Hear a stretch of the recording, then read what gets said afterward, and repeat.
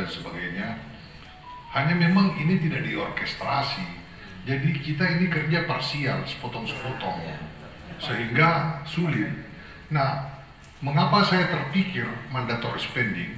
Saya tidak akan mau bicara mandatory spending untuk bencana, enggak. Bencana itu ada badannya sendiri. Kalau di setiap pemerintahan provinsi, kabupaten, kota itu ada BNPBD namanya. Kita tidak mau fokus ke situ. Kita mau fokus mitigasi dan adaptasi kita terhadap itu. Nah, itu butuh uang besar. Mengapa? Karena ya kita harus payback ini, bayar kembali. Puluhan tahun ini kan kita eksploitasi alam dan menerima manfaat. Sudah saatnya pemerintahan didorong untuk payback, bayar dong kembali itu alam, perbaiki itu hutan, perbaiki daerah aliran sungai, perbanyak ruang terbuka hijau di kota-kota, kota-kota kabupaten, kota provinsi. Nah, itu tidak bisa dikerjakan hanya setahun, karena kita puluhan tahun mengeksploitasi. Karena itu, kalau dia bentuknya funding apa dan sebagainya, itu kan ada waktunya, paling 2 tahun, paling lagi ke negaranya, selesai lagi itu program. Mengapa mandatory spending penting? Misalnya contohnya pendidikan. Supaya pendidikan itu bisa dikelola serius, dikasih mandatory spending, itu ada kewajiban penganggaran minimal 20%. Kesehatan minimal 5%. Nah, kita minta, karena itu kan sudah berurusan dengan manusia. Sekarang kita minta ada mandatory spending untuk alam. Tadi data Walhi menarik sekali. Tinggal sekian juta dan ada sekian puluh ribu hektar hutan yang hilang. Nah, bagaimana merecover itu? Ya nggak mungkin kalau dikerja sepotong-sepotong. Harus ada uang yang tersedia tiap tahun sehingga memperbaiki das misalnya. Mungkin anggaran satu kabupaten dan dibantu provinsi hanya bisa memperbaiki 12 kilo satu tahun. Tidak apa-apa, karena tahun depan ada lagi anggarannya. Tahun depan kita anggarkan lagi 8 kilo, tahun depannya kita anggarkan. Nah, kalau orkestrasi ini berjalan mulai APBD provinsi sampai APBD kabupaten kota, 5 tahun ke depan pasti akan terjadi perubahan signifikan terhadap lingkungan hidup kita. Nah, soal-soal ini yang mesti menjadi perhatian kita, dan saya mau teman-teman kami itu fokus pada hal-hal seperti itu. Saya sengaja mendorong kegiatan ini supaya menghindari kami terlibat urusan dukung-mendukung calon-calon pilkada. Mari, ya, mereka ini seperti Kak Anto tadi bilang, para kepala daerah ini kan memimpin daerah tanpa mengabaikan pengetahuan, gitu kan. Nah, karena itu kami lah yang mendorong ada pengetahuan-pengetahuan baru. Biarlah mereka terpilih jadi kepala daerah, kita rumuskan apa yang harus dia bikin kalau dia sudah jadi kepala daerah. Ya kita bantu di situ. Soal cari suara biar urusannya itu partai politik dengan tim sukses ya. Nah, kami jangan masuk-masuk dulu terlalu jauh di situ. Nah, saya kira itu mengapa ini. Saya berharap bahwa ini bisa berkelanjutan. Saya mau mulai besok ini bunyi di media Pak Asri. Kita minta bangsa ini, pemerintah terutama payback, bayar kembali itu alam yang kau eksploitasi puluhan tahun.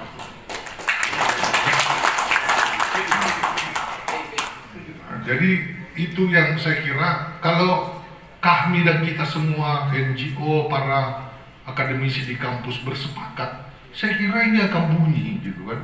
Bangsa ini kan sekarang ini sangat tergantung oleh medsos. Yang mana yang viral baru dia perhatikan kan?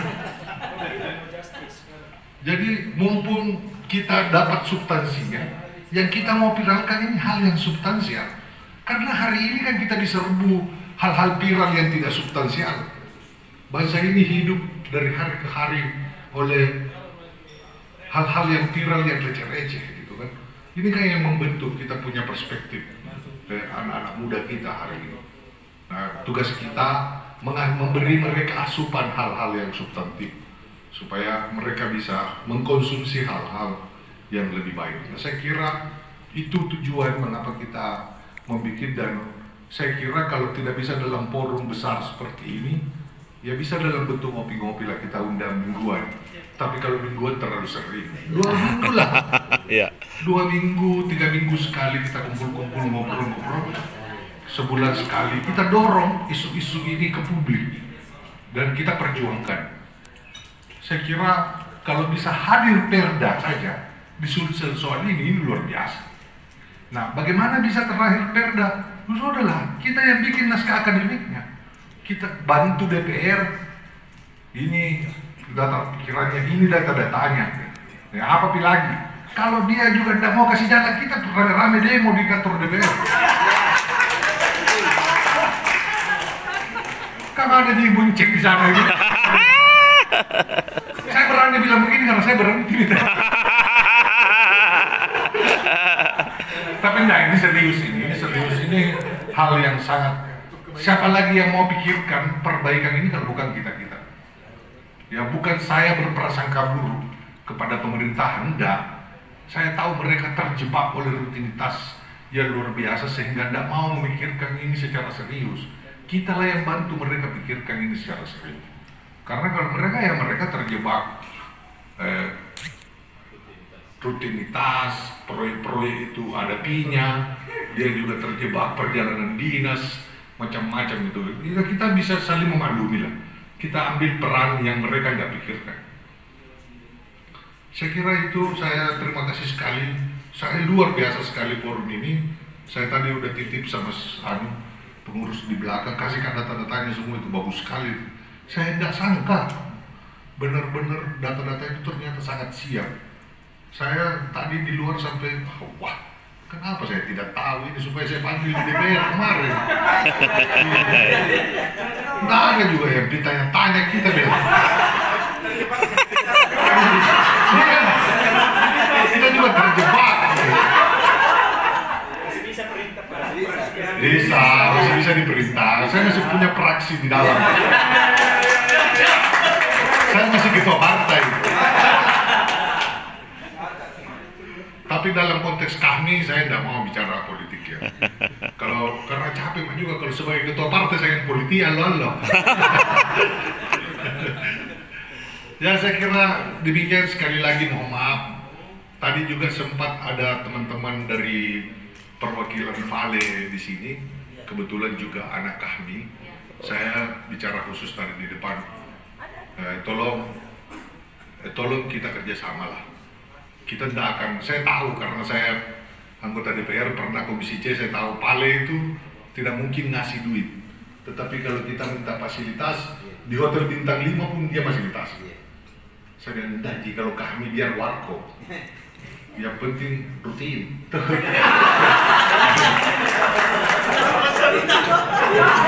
Kode ini kode.